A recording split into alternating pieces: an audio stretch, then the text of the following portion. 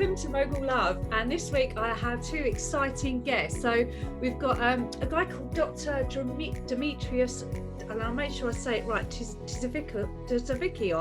God, Lisa, I need to put my teeth back in.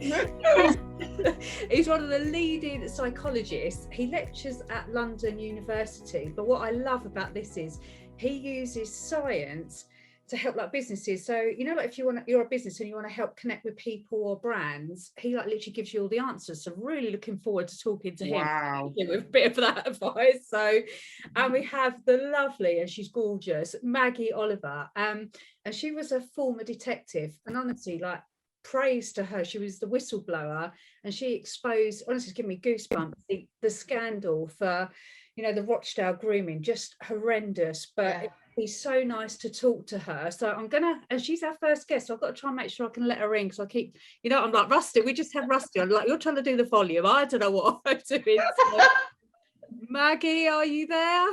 I'm here, Lisa. Hello. Hi, ladies. Hello. Hi. How are you? Hello. Are you okay? I'm all the better for seeing you, ladies. Oh, Maggie, likewise. I have to sort of like say that to you, like, wow, what you've done and what you've achieved, and like, like whistleblowing is not easy, and like we'll talk about that, but like I have to say praise to you, my goodness. Yes. Thank you so much. I admire you immensely, because where you went in a man-dominated world that you were in was incredible, and I did see the film as well, so I have followed this, and it's incredible. How did you first start by getting into the police in the first place, and to get to the stage of being a detective? Well, Rusty, I'm a big one for believing that if you put your mind to something, you can do it. You have to believe in yourself. And I was married with 4 children. And at the age of 37, I went back and did a full-time degree because I wanted to teach. And then I thought, well, if I don't get into teaching, what can I do? And I thought, you know what, the police. And I still don't know to this day where that idea came from, apart from I wanted to work with children. So you're dead right, Rusty, because going into a very male-dominated world at the age of 41 was probably one of the biggest challenges of my life, because I was seen as, particularly by many of them, the male officers of my age, a middle-class woman, a bit of a do-gooder. I shouldn't be in that job. But you know what? I think that's what that helped me carve out the career that I did, because I was a little bit like the odd one out. So I would get, I went into serious crime and I loved it. I was a detective, a family liaison officer, but that meant that going into families who had lost somebody through mainly gang-related murders, that's really what I worked on. But, I had 4 kids of my own, so that made me approachable. I was trustworthy. I understood that not everything's black and white. I did go into child protection for a short period of time, but realized very quickly that as a police officer, you were fairly powerless. It was social workers who held the cards. And I found that I couldn't walk home at the end of the day if I believed that a child was being abused. I couldn't leave behind.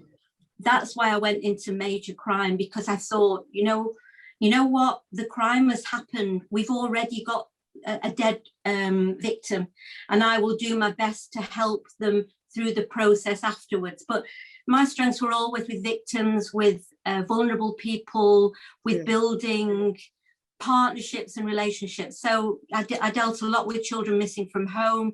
I would always get the domestics, I would always get the rapes and the abuse. But it sounds a bit weird to say I loved it, because I didn't, but I felt that I was good at it. And how did you handle your first seeing a dead body? How did you handle that? I nearly passed out, actually. I'd never seen anybody dead. And the first time I saw a dead body was when I had to go into a mortuary and watch a post-mortem. And it was pretty horrific. But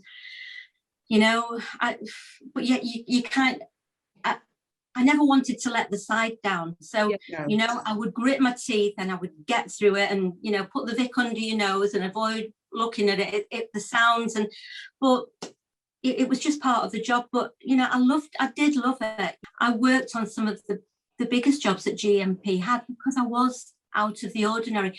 2 years in, when I just come out of my probation, which wasn't, I mean, that wasn't easy. I mean, I had to do the same physical as a 20-year-old lad, you know, and at 41 years old, when you're doing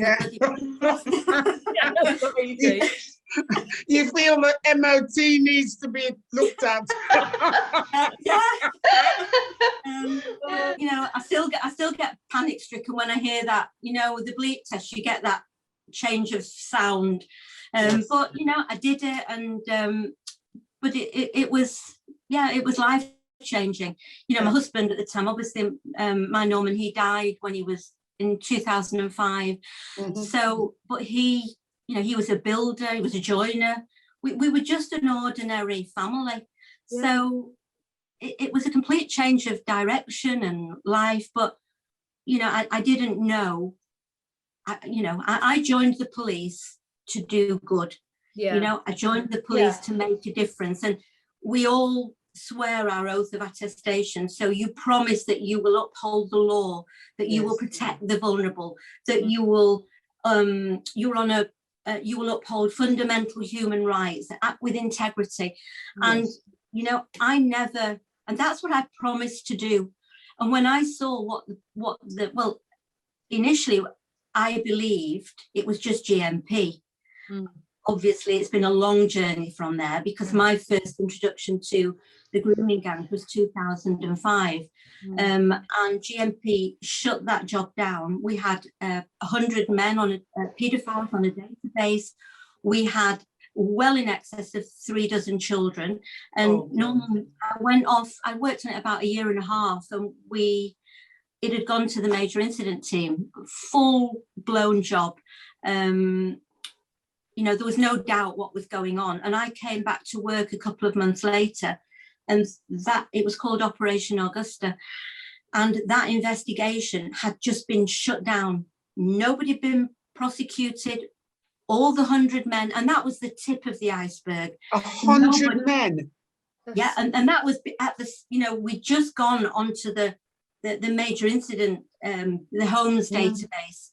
And I couldn't make any sense of it. And it just didn't make any sense.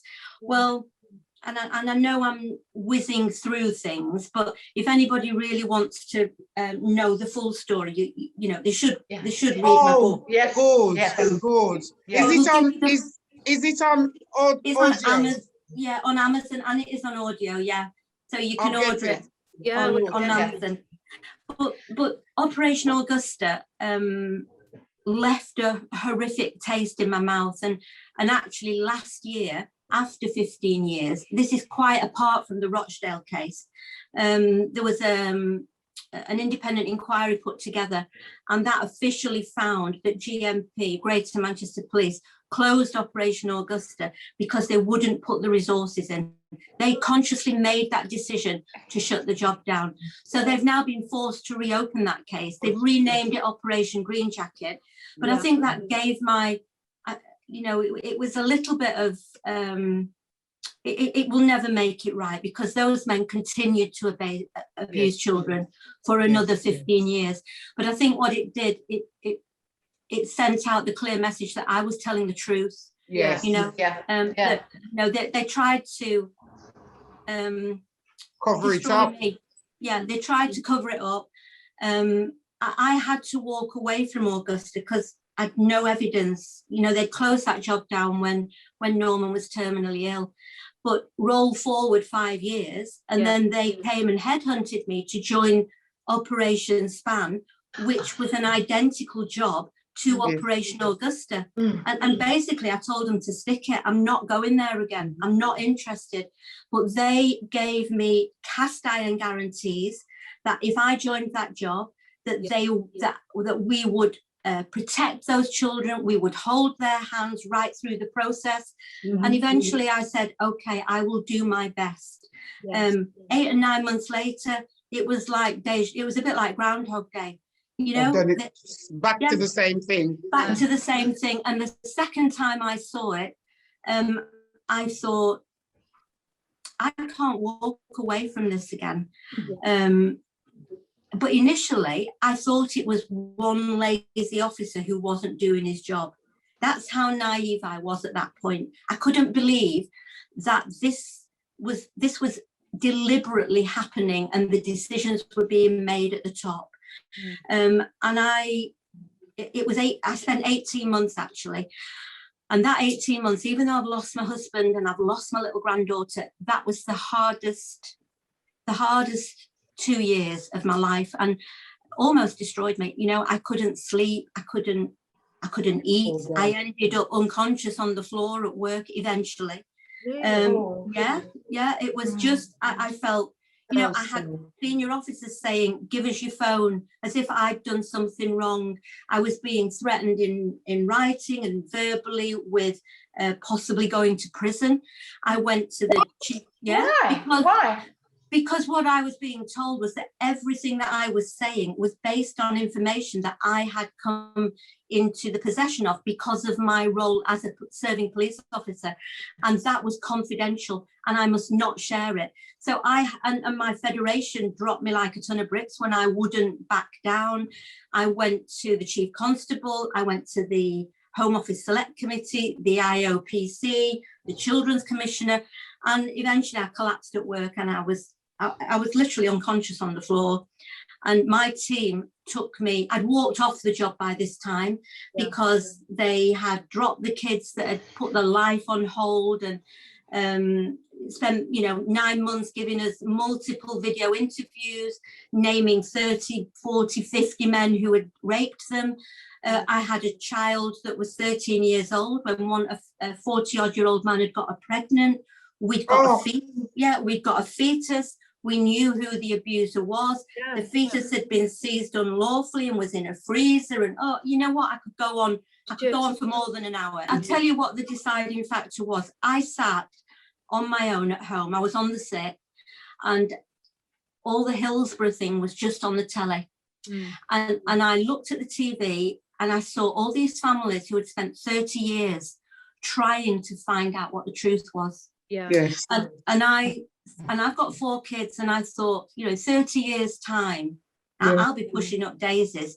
Do I want my kids to sit there and turn the TV on and say, well, my mum worked on that job. Why did she not say anything? And I thought, she'd help. And she's got children. So, you know, my motto was always do as you would be done by. And if that was my 13-year-old child, a 40-year-old man had got pregnant, and she'd been raped by 40 or 50 men, I would want the police to do something about it. And whilst I couldn't force GMP to do anything, I could tell the world what they were doing. And so that's the decision I made. But it was a terrifying time. Nearly 2 years ago, I started my own charity, so the Maggie Oliver Foundation, and we help adult survivors of childhood sexual abuse who often have nowhere to go. So it's been 10 years. Well, and how's it going? We have had phenomenal support from the public. You know, we're running really on donations. We've just taken on our first member of staff, but the public support for what I've tried to do, that they've identified with that, and they've allowed us to get to this place. We've just in January opened up our Pain into Power phone support service. So if anybody is looking for a local charity to do fundraising for, or if you've got people who would potentially like to volunteer on our phone support service, it's not like the Samaritans. We connect a survivor with one of our ambassadors, and they get up to 8 sessions of support. We've just bought our first group therapy. So your next guest, Lisa, who works, you know, psychotherapist. We've just taken on a psychotherapist who's going to do group therapy for some of our survivors. So there's all sorts going on. Maggie, I think, as you say, if we could get at the end, I'll get some information from you. We can definitely post that out, you know, because you said it can help you. But I have to ask you, as a child, and I watched the Three Girls, and I was one of the lucky ones, but that so could have been me. I was very naive as a youngster. My mum and dad were lovely, like really kind to me, but they wrapped me up in cotton wool. So they were like, you know, in that my little bubble in my world as a kid, everyone was lovely, everyone was kind. I didn't see any bad or any like nasty, naughty, bad people. But do you think, you know, like, so I suppose my question is like, do you think we should scare children at a young age to sort of actually like to show what is out there, because there is bad people out there, you know? What do you think we should do? I believe that knowledge is power, you know, and I think you've got to judge your own children. But if it was my daughter, I would sit down with her now at the age of probably 11, you know, 11 or 12, and I'd get a, you know, big box of popcorn, and we'd sit down and she would watch that, and then it would open up a conversation. And you find that the children are not naive. They are extremely worldly wise. You can't wrap them in cotton wool now because of the internet, because of online danger. So I think if you show them that you are open to those conversations, and you know, they will open up to you. And I also believe that they can watch a drama, and if something has happened to your daughter that they don't feel able to talk to the parent about, they can pretend they're talking about the drama, and it you know, allows them to open up the conversation. And how as a parent you react will determine how open they are with you, I think. So for me, you know, opening up that conversation, discussing with children what the dangers are, because it is a very real threat now. And, you know, online danger is one thing, but in my experience, many of the children that have been groomed by the grooming gangs, for whatever reason, are extremely vulnerable. You know, whether they're in care or whether perhaps there's been a breakdown in the family, maybe, you know, one of them, mum had a nervous breakdown, and those children are extremely vulnerable. And the men are so sophisticated that, you know, they've got it down to a fine art. They will target the children that they know are the most vulnerable. So, I mean, that's ultimately why I resigned, because for me, absolutely no child can ever be responsible for their abuse. And there was an attitude, you know, that the children were making a lifestyle choice, that it was their fault. Well, I'm sorry, absolutely no way, not a cat in hell's chance that I would ever accept that. And one of the kids that I spent, you know, 9 months nurturing at the direction of the most senior officers in GMP, because we knew what had happened to them from 2 years before. The abuse had long finished. You know, I sued them because I was asked to bring them on board. And then 9 months later, they say, really sorry, Maggie, we've changed our mind. And more than that, that child who had put 9 years of her life on the line, they didn't tell her that they were dropping her. They didn't arrest her. They didn't caution her. They didn't give her legal representation. They didn't tell her. And in secret, they portrayed her in court as this older madam who had been recruiting children because it was convenient for the case. She was 15. She was 15, wasn't she? Yeah, and when I resigned 6 months after the trial, not only did she have no idea, nor did her family, but they had social services and the police had then taken her to court to try and take her children away from her, based on the fact that she'd been secretly named on an indictment as a paedophile. That is so shocking. Shocking. And you know, if I didn't say anything, I am as bad as them, and I could never tolerate that. So, but I lost everything. I lost my career, I lost my income, I lost my family home. I didn't know all that? Everything. I didn't have, you know, I was a widow. I had 4 kids. That was my job.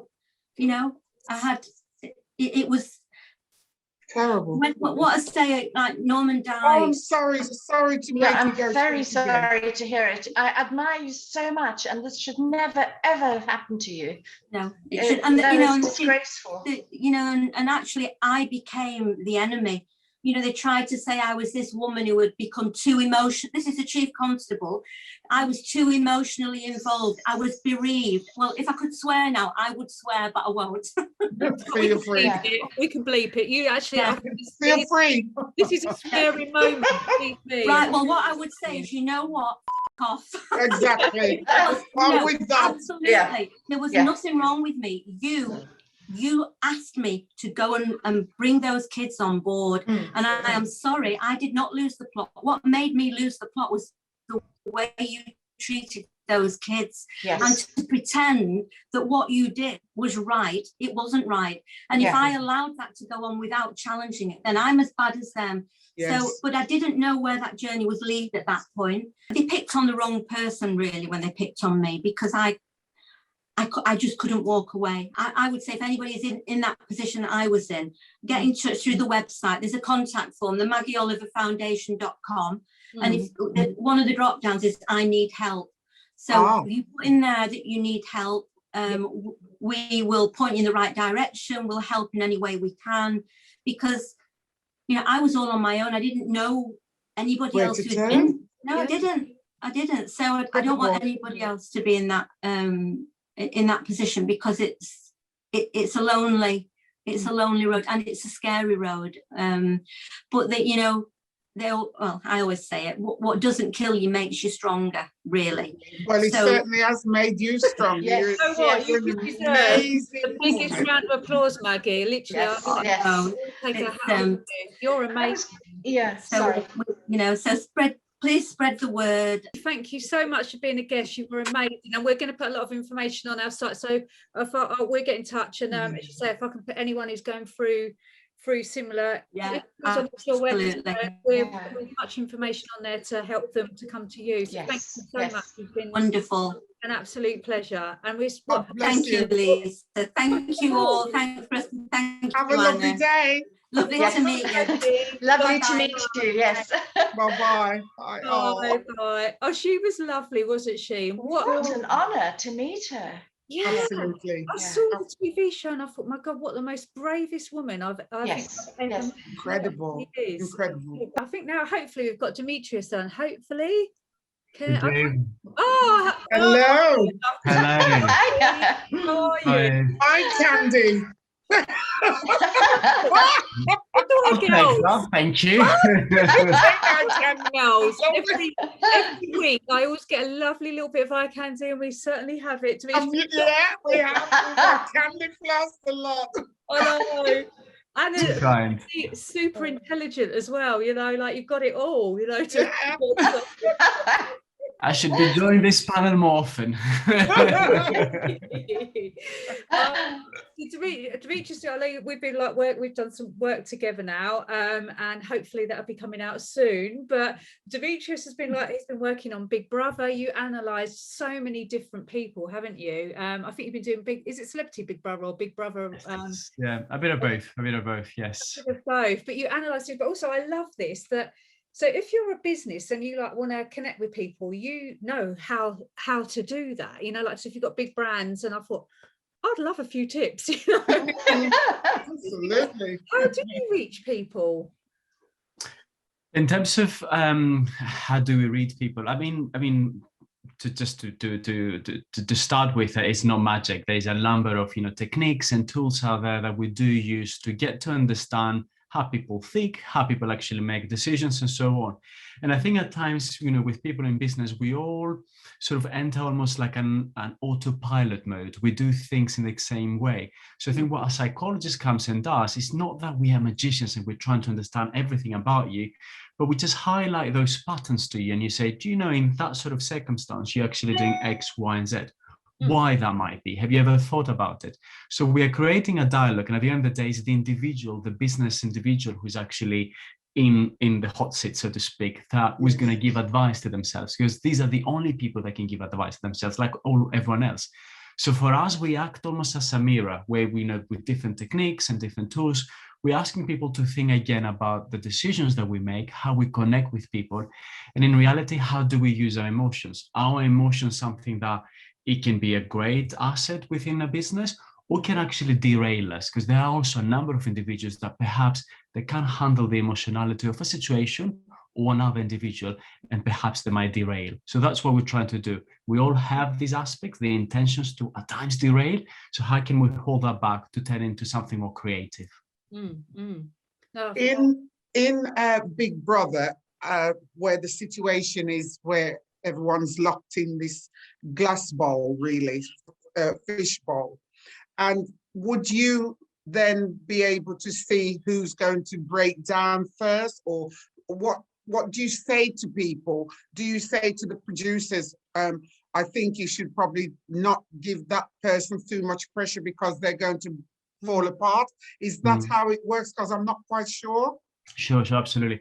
So I think the all of these TV productions, they're made out of very professional people. They've done their work properly to understand that there's no risk of the individuals being in the house of actually being, psychologically damaged, so to speak. So we know that we have healthy individuals with indeed quite colorful personalities, which makes great TV. And all of these, sort of different colors have all sorts of forms of, sort of shades in terms of, how we express aggression, how we may express disappointment or happiness. So all of them, even if at times they might appear quite extreme, they're quite normal. I mean, think of ourselves. How many times you've, expressed yourself in a way that perhaps you thought, oh, okay, that was a bit spicy. and other times you were quite, cool-headed, and you were able to do the things that you wanted to do. So I think we all are aware of what might be happening. And indeed, if there is an issue where perhaps people actually feel that individual needs a bit more care, then there's a professional who actually comes in and to do that. For me, my role was we've actually analyzed the sort of, how they were behaving, what that actually means. And in reality, we're trying to predict who's going to fall in love with who, why that particular debate. Oh, yes. Who's going to fall in love with exciting, yes. Oh, He's amazing. He really is, yeah. Really? You can see that? I think we can all see certain things, but I think when we come in, we just slightly more we look at things in a way that we sort of, we follow different criteria to say, okay, these two have a great level of compatibility. So, if there's something to happen, they will actually happen. Or that person may actually need another one just to complete their act. At times we choose partners not out of love, but just to create an act. I think the very expression "my other half," it doesn't always mean my other half in love, but another half is actually how I express myself, who I am as a person, and so on. Yes. How many relationships have you actually seen that you see there's not love in there, but there is something else that keeps those two people together? And I'm not judging this, everyone forms their own relationships, everyone forms their own ways. So I think that's what we actually try to see. Who is this person? What do they need? And is there anyone else in the house or in general in a society as a whole that they might be a good match with?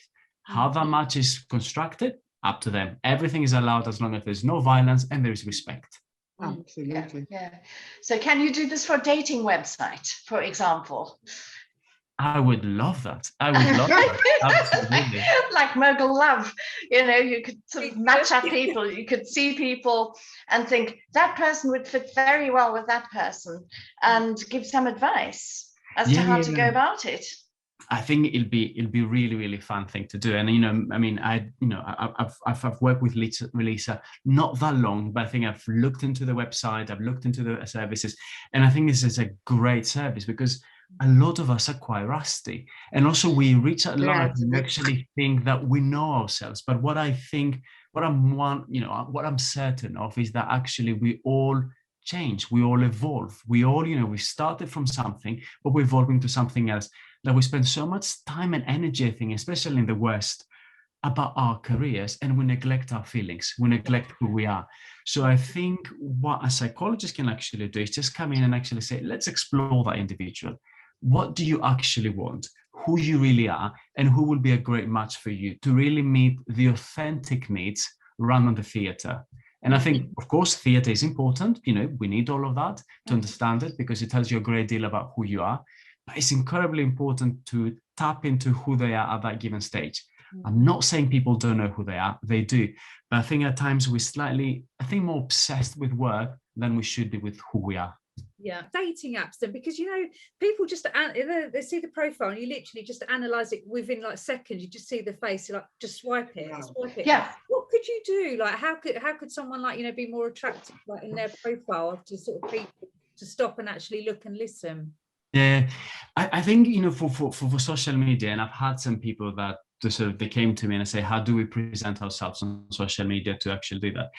I think the one first trick is actually be realistic with your photo. I mean, we've seen it all. Photos that way too dated, they have been heavily photoshopped and so on.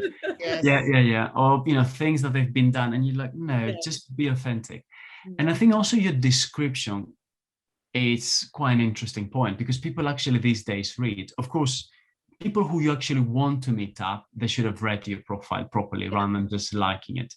And I think it should be an authentic representation of who you are and what you're actually looking for. And be honest, if you're just looking for a bit of fun it is. And there's nothing wrong with that. If you're looking for companionship, you're looking for companionship. If you're looking for something else, but just write it down. I think what people actually get frustrated with, and it's not very successful, is when you're overly diplomatic, that you want a bit of everything, but yet nothing. So people read it, they look at overly fixated photo and they go, okay, the description is fake, the photo is actually played with, I won't bother. So I think we kind of need to bring it back to authenticity, but clarity as well. Authentic, it's a more difficult thing to approach and it takes time. But clarity is something that we can all work with, so we know where we stand, and also attract the right people that they need or they asking for the same thing. Nothing wrong with the online platforms. I'm all for that.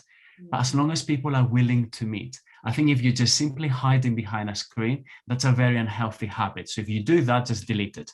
Yeah. But if you are willing to experiment, get dirty, and have a couple of awkward dates, that's perfectly fine. I think that's a healthy behavior. Yeah. But I think a lot of people, they're not making that jump. So we see a great number of users staying behind their screens, apologies, going, yeah, no.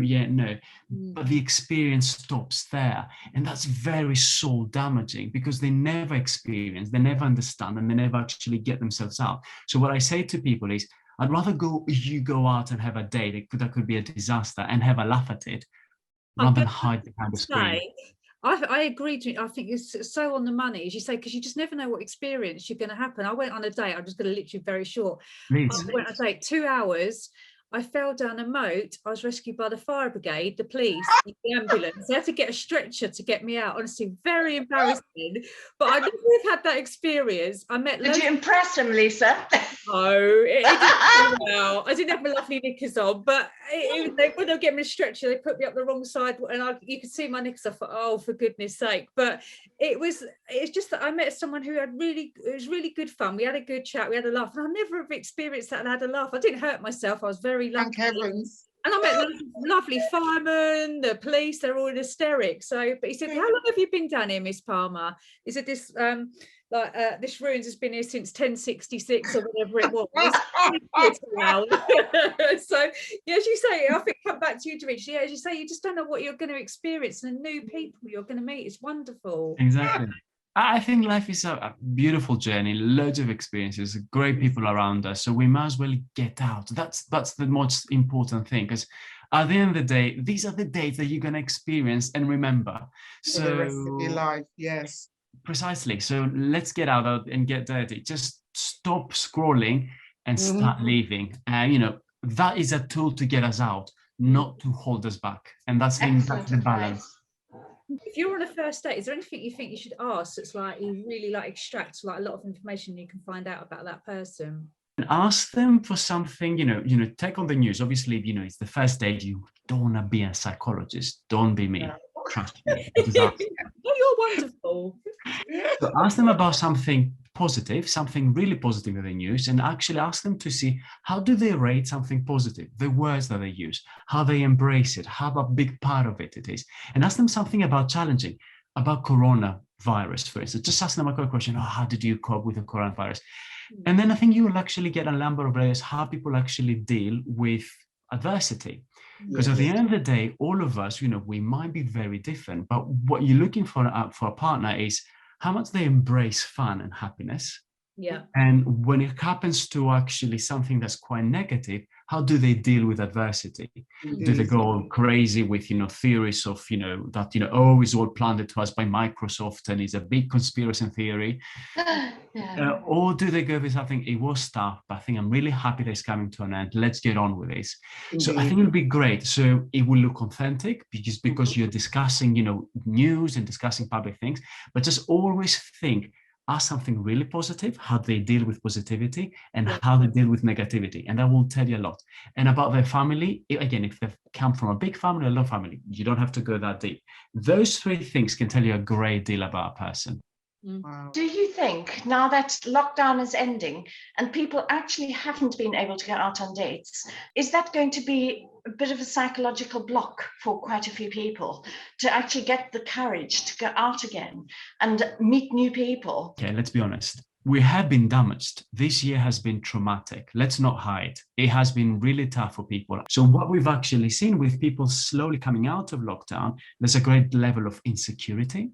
There's a great level of, who are we? And again, how on earth are you going to find someone else when you don't know yourself? Because you spent a year and a half nearly locked down in an artificial environment behind a screen, not connecting with others. And I think we need to be soft with ourselves, to actually give ourselves permission that it'll be tough, but we've ridden that bike before, we can go back into it. But we are not there yet. I think it will take us some time to recover. So I think we need to give ourselves permission, and again, surround ourselves with friends first. So try the banter, try the drinking, try being around people before we throw ourselves to, I'm gonna get myself a date. No, socialize first and then move to that. Thank you so much. It's been a real pleasure, and it's been really interesting and find out some great tips. As you say, that was really insightful. So I really appreciate it. So thank you so much for your time. Pleasure. Thank you very much. Lovely to meet you. Lovely meeting. Very lovely to meet you. Bye-bye. Have a wonderful day. Yes. Bye-bye. Bye-bye. Bye-bye. Oh, he was lovely, wasn't he? And he's it was really interesting, like talking about, as you say, like having so gorgeous, positive. So really interesting. Okay, off you go to the hospital, my God. Later. Anna, lovely to see you. Lovely to see you, beautiful. God bless. God bless. Yes. Lovely week. And you. And you. Bye, ladies. Bye. Bye-bye. Bye.